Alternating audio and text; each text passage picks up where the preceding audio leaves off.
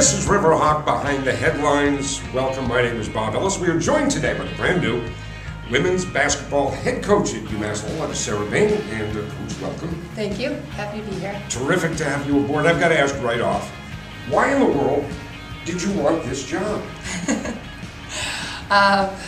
Well, I was really attracted to the Northeast 10 as a basketball conference originally. And I had been to UMass Lowell once and had a lot of respect for their athletics. Didn't know much about it as an academic school, hadn't been on the campus before until my interview process. But then when I was here, I really liked the people. I was impressed with what they offer academically and how big it is. I didn't realize that we have close to 15,000 students and we have so much to offer, and I really liked the urban setting, and really liked Mr. Skinner and all the other people that I met in athletics, and thought that this would be a good place to work. For you now as a head coach, brand new to this position, not to coaching, but brand new to this position, what's job one? Is it just a matter first of familiarize yourself with the university, with the ball club? Mm-hmm. Well, right now, timing's everything. I made a to-do list that also has a timeline that I think's important. The kids get out in a few weeks, so right now I'm trying to get to spend as much time with them as I can, of course legally with the NCAAs, but individual meetings and some team meetings, trying to get to know them, know what's gone on and what we need to do to get better. At the same time, I'm lining up scheduling and starting to map out our recruiting plan, and I have to learn the budget and lots of things. So it's a long list, but I just go day to day and task to task. Yes, it's a lot of late nights with a lot of homework to do. Yeah, but this place has been great. I mean, the men's staff has really reached out to me. Greg Corenda and his assistant Mark Kuntz, they've called me and they're sitting with me and helping me, and as is Christy Stake and the other people in the athletic department. So I've got all the resources that I need.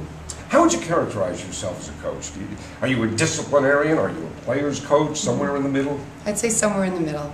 I definitely try to be as positive as I can be.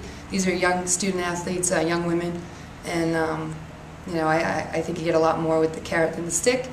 I'm definitely a fundamentals coach, and I definitely want to run and try to score the ball and have the kids work hard, but also have some fun out there, and be committed to our program and feel pride to represent our school. So, and discipline is part of that. But I don't think you'd classify me as, somebody that's a screamer or somebody that breaks the kids down to build them back up. I don't really buy all that. I hear often when coaching changes are made at various levels, from professional down to, I suppose, the high school ranks. We always, sooner or later, hear a phrase about we have to make a cultural change around the program. Is that just a phrase the media likes to throw out or coaches like to throw out? Or is there truth to that, and is that the case in this case, that we have to change the culture? Well, culture might be one of those words that the media likes. Is it the same attitude, commitment? We have to get all of our kids working harder and believing in what we can do, and a little bit more committed. And of course, we've got great players here, but also over the next few seasons I need to recruit and bring in more talented kids and try to get the program up to where it can be. But we've got a lot right here that we're going to win some games and be committed. You said a moment ago that you like to run the ball and score the ball. Is the type of basketball that a Sarah Behn team is going to play, is that an up-tempo game, a fast-paced game? Yeah, well, I like to press and get the ball in your hands, and I like to fast break. But I also like to coach what I have. So as I get to know these kids, and we're going to do what we can do well. But if I could handpick my team, we'd be that type of team that fast breaks and scores and presses a lot. And I think we're going to get there. But right now, I've got to see what we've got. I look at you as a ball player at Boston College, and the records you hold are numerous, and still within the conference, career records, so on and so forth. There's no argument. You are a terrific player. You are a great player. Tell me, what are the ingredients that make a basketball player great, terrific, or an All-American? Yeah, well, I always say this at my camps and when I get out to speak to younger kids. It's really three things. You really have to have the fundamental basis, the background. You've got to have the right skills. And then the second is you've got to have the work ethic and the desire to get out there and take 200 or 300 shots a day. Some kids just go to their team practices, but where I got better was in my driveway, and then I'd go to my team practice. So I don't think kids play in their driveway enough anymore, or at the Y. I used to play in a men's league at the Y when I was in high school.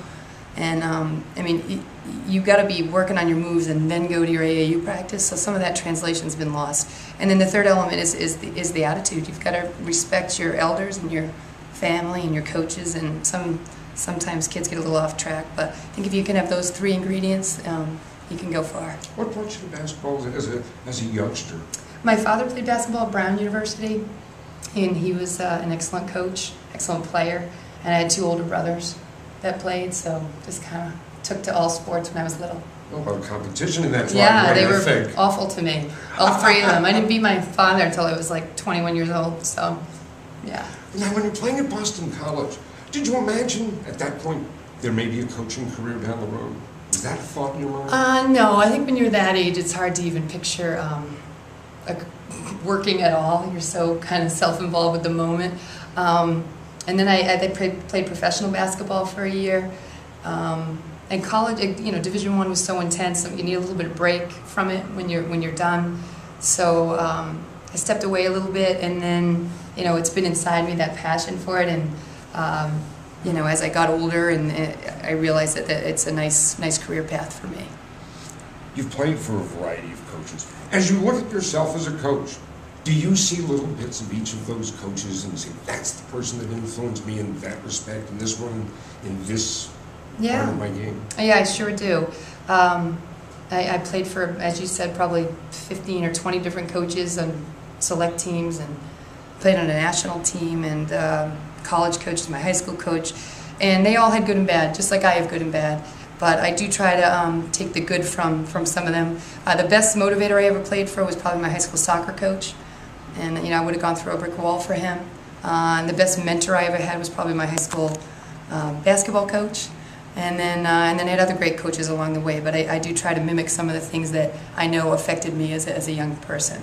Now, most recently you've been coaching at Foxborough High School, as well as running the various camps that you've run. Mm-hmm. And you had coached as well at Franklin Pierce. Is there a dramatic difference between coaching at various different levels, or coaching is coaching, no matter what the level? Yeah, I think the answer's somewhere in the middle. You know, the players are better, the players are older, but the game situations can parallel each other, and what I have to do can be similar. I've got to teach skills, teach the X's and O's, and get them in shape and motivate. So, you know, some of those things remain consistent regardless of the age. I don't know how much you know about this particular UMass Lowell basketball team. You're beginning the learning stage about your players and so on. But any gut guess about the potential for this program here, and I'm not referring to next year's team specifically, but for the program and its development over the years, how good can this program and what's been a tough Northeast 10 conference be? Yeah. Well, I mean, my goal is to get it to the top of the conference within the next 3, 4, 5 years.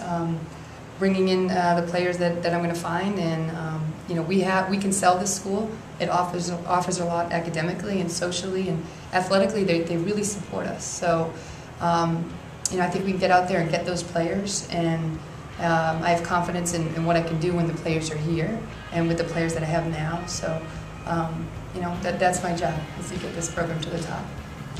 I hope I'm not the last to say welcome aboard. Thank you. And that will do it. Again, we thank you for joining us. That is Sarah Behn, the head basketball coach for the UMass Lowell women's basketball program. My name is Bob Ellis. This is Riverhawk Behind the Headlines.